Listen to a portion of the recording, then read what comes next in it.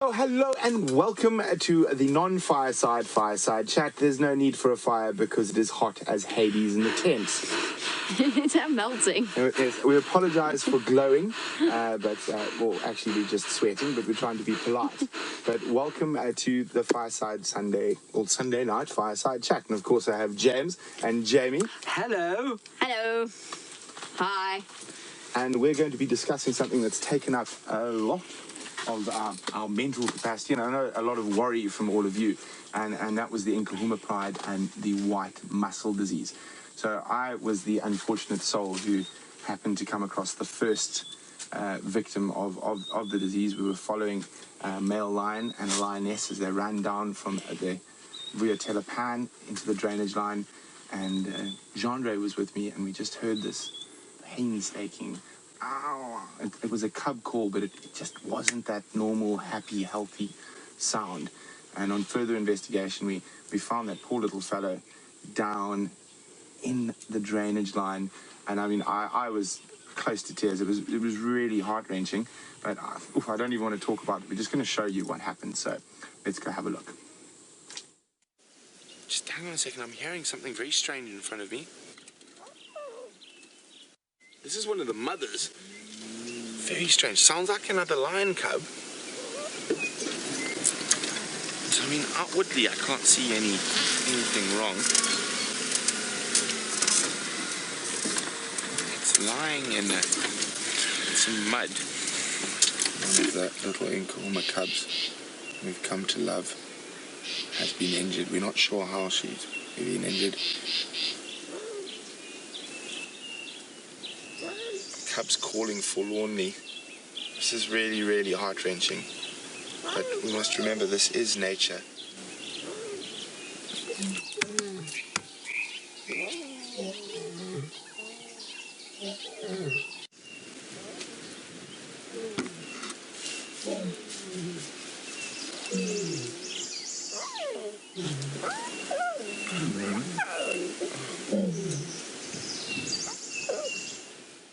The second cub is definitely down now. Although we thought the first cub was with a broken back, it's probably more than likely disease. 2 or 3 cubs, possibly even 4, seem to have gone down with a mysterious disease. That what we probably have here is something called white muscle disease, or a variation thereof. Now, this is caused by a nutritional deficiency, often brought on by droughts. Now, it is not anthropogenic in effect, and I'm not sure what the veterinary treatment for something like that would be in a wild population of lions, and so the policy of non-interference will be applied. Oh, these cubs are so playful. It's wonderful to see. Now, these little cubs have been struggling with a bit of a disease recently, and it was because of a bad drought that we had throughout the winter months here in southern Africa, and they seem to have caught a bit of mange as well as a white muscle disease, and I think that's from malnutrition, not eating correctly. It does appear as if they're doing very, very well. All 6 cubs are here, so that is very good news for us. This is very, very special, everyone. I'm so glad you're... Wow! Gee.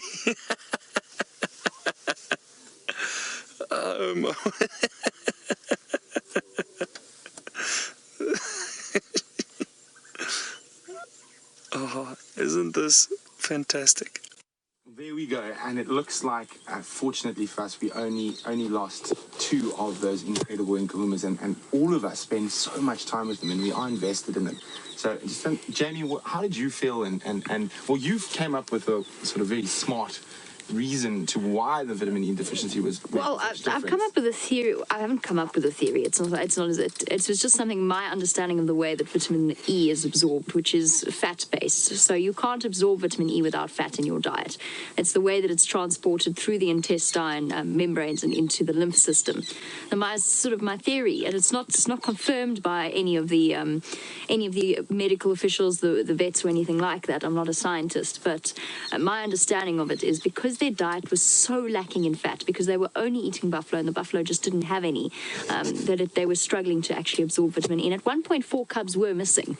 When Taylor was with them the one evening, there were only 4 cubs remaining. So it was such a vast, enormous relief when there were 6 and not 4 remaining. And then the adults started showing symptoms, and there were times actually this last few weeks where we were genuinely a bit frightened that it was going to be utterly disastrous for the Nkuhumas.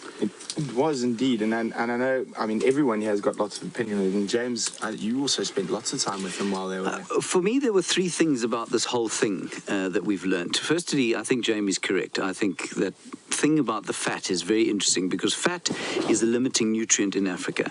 None of the ungulates out here develop huge amounts of fat. They don't get fat like sort of grain-fed cattle, which means there's never a lot of fat, which means that their fat is in the bone marrow, and in a drought we know that animals, including human beings, will use the fat in their bone marrows to manufacture energy. So I think it's a brilliant thought from Jamie. The other thing, of course, is that it's selenium. Vitamin E is required for selenium. So on the other side of the fat issue, once the vitamin E is gone and can't be moved by the fat, selenium is missing. Now, selenium is a very important micronutrient that has a huge amount to do with immuno sort of response. And so without selenium, well, then there's already an enormous problem with disease. But for me, there were 2 other very interesting things. The first thing is that we all jump to conclusions all the time, and that goes for all of us. Absolutely, all of us. And dare I say it, for some of you too. I mean, we all do it because we love to know what's going on. We theorize here. We throw out ideas, and we come to wild suppositions. Some of which, and we have to do that because without that, great ideas wouldn't come around. But we do that, and let's acknowledge that. And secondly, how resilient these animals are. There were great calls from a huge number of people to put them down, put them out of their misery, wipe the pride out, take them all out and inoculate them, give them vitamin B shots and E shots and selenium shots. We lost 2. That was very sad. But we've got the rest of them fine now, and their resilience is just, for me, quite astounding. Absolutely, and I think on that theme, I mean, with the Styx cubs and the mange, and the fact that the Styx cubs, all 8 of them, didn't make it. One, admittedly, was an elephant-related death, as far as they can tell. But all of the Nkuhumas have kicked the mange. From what we've seen, they're recovering. Yeah, they look a bit scruffy. Now, but other than that, they're healthy. We've got a question from Polly, and I'm going to give this one to James. So, with white muscle disease, does the death come from dehydration? I don't know. I don't want to suppose after what I've just said. but what I will say to you is that it's possible, but that lion cubs don't often have to drink. You know, they get a huge amount of water from their suckling that they do with their mothers. Obviously, a lion that is immobile is not going to suckle. The mothers are not very good at lying there and making sure that they feed their cubs. So yes, dehydration would have been a factor, I think. But I think the major factor, I mean, whatever's causing that paralysis in the back and in the muscles is eventually going to affect the heart, probably, and the ability of the diaphragm to breathe in and out. It's a bit like a neurotoxic venom, I suppose. So I would suspect it's probably either heart attack or respiratory failure. And especially with little cubs just going into shock. Yeah, that's also true. And I mean, exposed to the elements, that one cub was sitting out in the sun and in the rain. So that hot and cold could also have done. Cold snaps kill animals really quickly. Okay, so we've got. Oh, sorry, I'm not new. James is this. This is my first time being king of the tent. So let me have a look there. We're just looking at some questions now, everybody. Jamie, Diane from Texas has been trying to read up on white muscle disease, and so I'm looking away. And it is very, very extremely rare in wild animals, and specifically in cats and lions. Have we ever heard of it being found in other lions or whatnot in the area? I mean, Diane, if you did what we did, which was scour the internet for many articles on any kind of information about free-roaming lions with white muscle disease, you'll know as well as we do how rare it is. The reason that it was triggered, the question of it being white muscle disease, was actually the fact that, where were those lions in Mabat? Mabat, so just Mabat, just a little bit to the north of us, that they had white muscle disease or had just been showing symptoms of white muscle disease. And obviously, with wildlife vets around here, you don't just necessarily necessarily treat wildlife. You often end up treating cattle because it's a deficiency. There we go. There's the word. It's a deficiency that's far more common in livestock than it is in wild animals. So this is a completely unusual situation, and that's what I think was made it so scary. We couldn't find out anything. We couldn't research. We didn't know what the survival rates were. We just didn't know what was going to happen. And as with Lindsay's next question, you say, what causes the paralysis? We don't know. We don't know what causes it. I mean, to us, it looked like a broken vertebra. The animals went paralyzed from sort of where the thoracic spine joins the cervical spine. They went paralyzed. Oh, sorry, the lumbar spine, right at the back. Was that some kind of severing? Was it just a malfunctioning of the nerves? As far as my understanding on some of the reading I did, it's basically very similar to muscular dystrophy. So the muscles start atrophying and almost disappearing, and so there's no muscle strength left.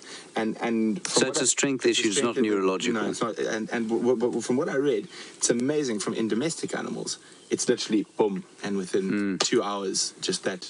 I don't know, but it works really quickly. Yeah, and that's quite interesting because we did with 2 or 3, probably about a week before that. I remember looking at 1 or 2 of those cubs and saying they've got very fat bellies, but they look very hippie at the back, and they obviously were getting that dystrophy or atrophy of the muscles there. I remember you saying that, and at the time we just looked, they're going through that gangly teenage phase. Yeah.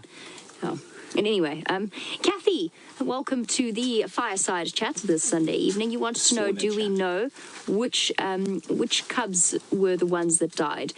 As far as I know, it were 2 of the ones from the youngest litter, from what I can tell, and the remaining surviving member was the one with the little female with the floppy ear.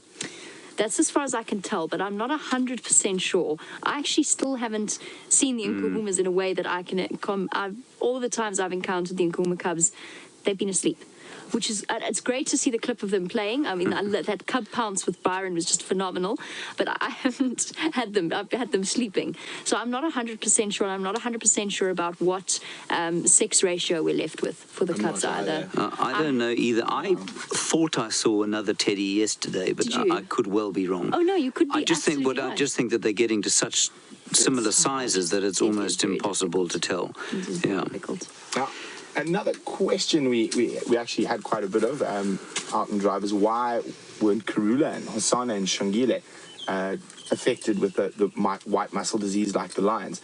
Well, as you've said, Michael, it's a lot to do with their diet. So I think she has a much more varied diet. And you must remember, they also, when we're not with them, they're eating monitor lizards and squirrels. So she's got a much more varied diet. The buffalo were one of the hardest hit by that drought. So they utilized every ounce of fat they had just to stay alive.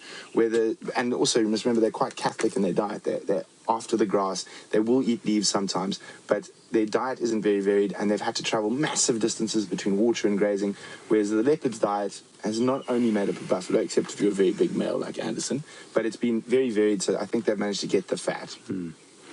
I would agree with that completely, and I think the buffalo were digesting their fat.